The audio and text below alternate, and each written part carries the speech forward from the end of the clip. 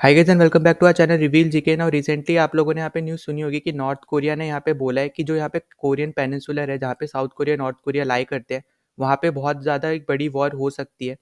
और ये particular issue से रिलेटेड हम इस वीडियो में यहाँ पे डिस्कस करने वाले हैं कि यहाँ पे ऐसी बात क्यों उठाई जा रही है, यहाँ पे क्या हुआ है रिसेंटली। तो यहाँ पे फर्स्ट ऑफ ऑल हमें यहाँ पे पता होना चाहिए कि अभी हाल में ही जैसे 2023 के एंड में यहाँ पे जो प्रेसिडेंट है नॉर्थ कोरिया के, उन्होंने यहाँ पे एक स्पीच दी थी। ठीक है, ईयर एंड पॉलिसी स्पीच वहाँ पे दी थी किम जॉन उन, जो वहाँ के प्रेसिडेंट है, उन्होंने। तो वहाँ पे उन्होंने बोला कि अभी 2024 में ये लोग 3 स्पाई सैटेलाइट को लॉन्च करने वाले हैं, साथ ही साथ जो इनके मिलिट्री ड्रोन्स की कैपेबिलिटी है इसको इंक्रीज़ करेंगे। ठीक है, ये मिलिट्री ड्रोन्स यहाँ पे बनाना शुरू करेंगे। फिर तीसरी चीज़ इन्होंने यहाँ पे बोली कि न्यूक्लियर आर्सेनल जितना भी अभी प्रेजेंट में इनका है, उसको ये बूस्ट करेंगे। ठीक है, जल्दी से जल्दी ये लोग न्यूक्लियर आर्सेनल यहाँ पे इंक्रीज़ करेंगे। और यहाँ पे आप आर्टिकल भी देख सकते हो इस चीज़ से रिलेटेड कि North Korea to launch new यहाँ पे new satellites, build drones and says war is inevitable. तो इनएविटेबल का बेसिकली मतलब हो गया कि अनअवॉइडेबल, जो यहाँ पे फ्यूचर में होना ही है। ठीक है, मतलब सर्टेन टू हैपन, ऐसा आप समझ सकते हो। और इससे रिलेटेड अगर हम बात करते हैं यहाँ पे न्यूक्लियर आर्सेनल की, तो आपको पता होगा कि 9 कंट्रीज है जिसके पास यहाँ पे न्यूक्लियर बॉम्ब्स प्रेजेंट है, जिसमें इंडिया भी आता है और यहाँ पे नॉर्थ कोरिया भी आता है। ठीक है, हाल में अभी नॉर्थ कोरिया के पास 30 बॉम्ब्स के आसपास है। पर अगर आप कंपेयर करोगे, यहाँ पे साउथ कोरिया कहीं पे भी नहीं आता है। ठीक है, उसके हिसाब से अगर आप देखोगे, क्योंकि जो वॉर होने के चांसेस है वो north Korea versus south Korea के बीच में। तो उस केस में यहाँ पे नॉर्थ कोरिया के पास अपर एज इसलिए भी है क्योंकि इनके पास न्यूक्लियर बॉम्ब्स है।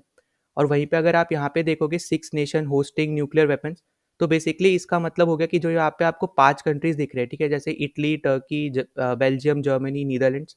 तो इन सब के देश में यहाँ पे यूएसए ने अपने बॉम्ब्स को यहाँ पे डिप्लॉय कर रखा है। ठीक है, तो इसलिए यहाँ पे इनको होस्टिंग न्यूक्लियर वेपन्स बोला है। और वहीं पे यहाँ पे बेलारूस में यहाँ पे रशिया ने कर रखा है।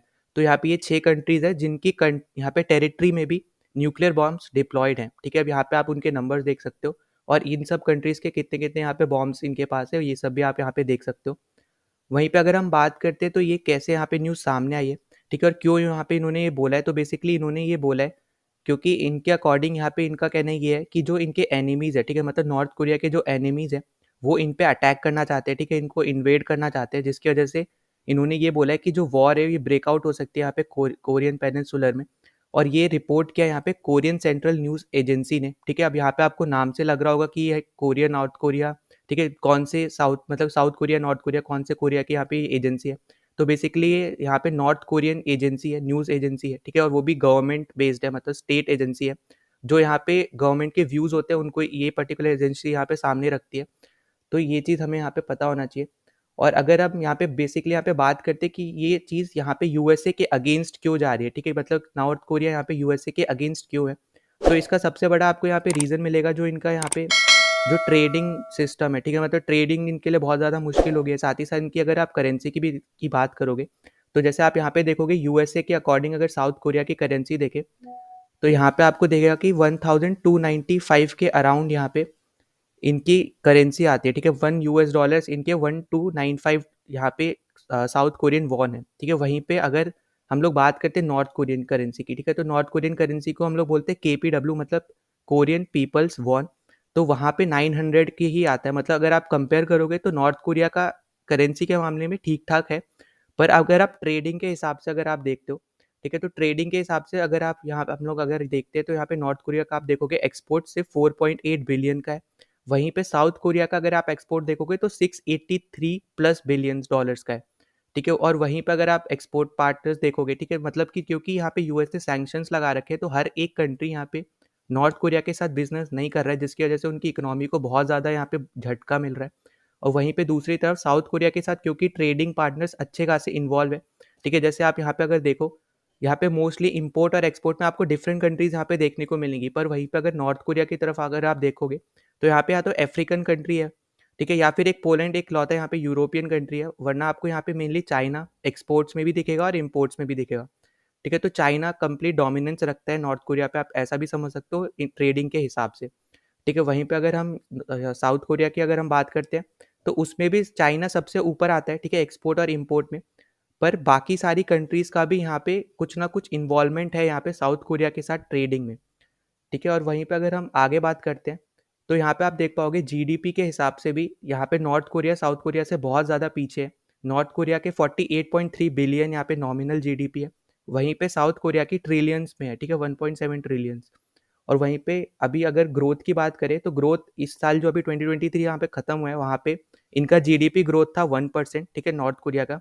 वहीं पे साउथ कोरिया का था अराउंड 2%, ठीक है। तो यहाँ पे अगर आप देखोगे तो आसपास है, पर ये यहाँ पे 1% भी बहुत ज़्यादा हाई जंप होता है, ठीक है, मतलब डिफरेंस अच्छा खासा डिफरेंस है। फिर अगर हम बात करते हैं यहाँ पे पॉपुलेशन जो पॉवर्टी लाइन से नीचे है, ठीक है, तो ऑलमोस्ट 50% यहाँ पे जो पॉपुलेशन है नॉर्थ कोरिया की, वो यहाँ पे पॉवर्टी लाइन से नीचे है। और यहाँ तक कि जो 83% की जो पॉपुलेशन है वो यहाँ पे $2.15 से भी कम कमाती है। मतलब आप समझ सकते हो कि कितना ज़्यादा पॉवर्टी में है ये देश, ठीक है। साथ ही साथ साउथ कोरिया में अगर आप देखोगे तो अभी प्रेजेंट में 14.4 है।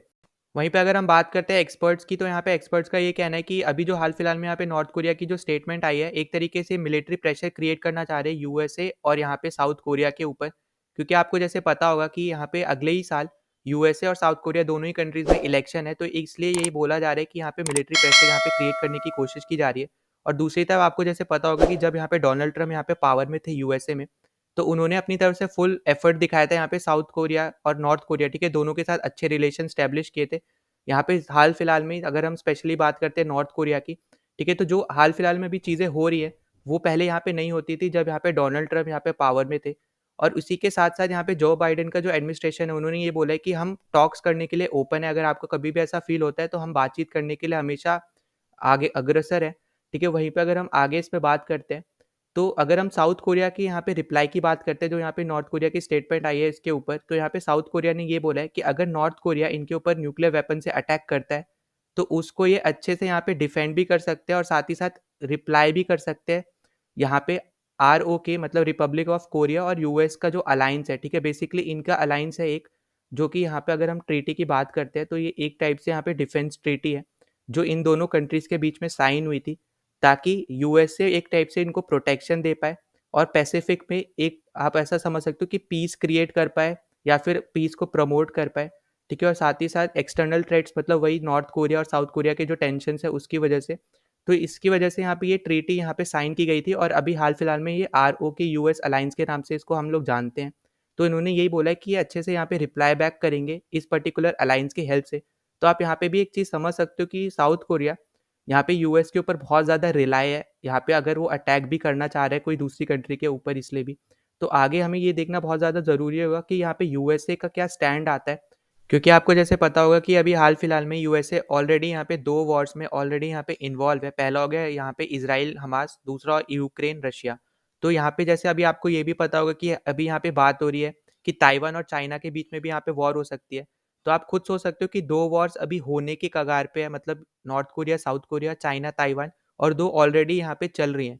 तो चारों वॉर में यहाँ पे यूएसए यहाँ पे हर एक कंट्री को सपोर्ट नहीं कर सकता है।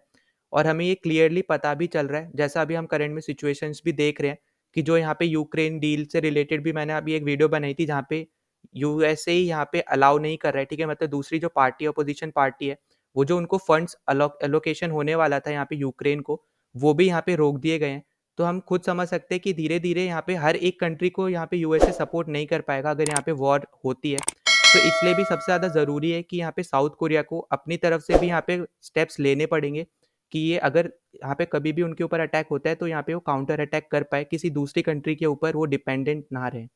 और एंड में मैं एक और चीज़ बोलना चाहता हूँ, अगर आपने अभी तक हमारे टेलीग्राम चैनल को ज्वाइन नहीं किया है तो प्लीज़ ज्वाइन आवर चैनल, ठीक है, उसका लिंक आपको यहाँ पे डिस्क्रिप्शन में मिल जाएगा इस वीडियो के। और साथ ही साथ अगर आपने अभी तक चैनल को सब्सक्राइब नहीं किया है तो प्लीज़ सब्सक्राइब कर देना, ठीक है, जितना ज़्यादा हो सकता है उतना ज़्यादा शेयर कर देना ताकि दूसरों तक पहुँच सके। तो चलो मिलते हैं नेक्स्ट वीडियो में, टिल देन बाय।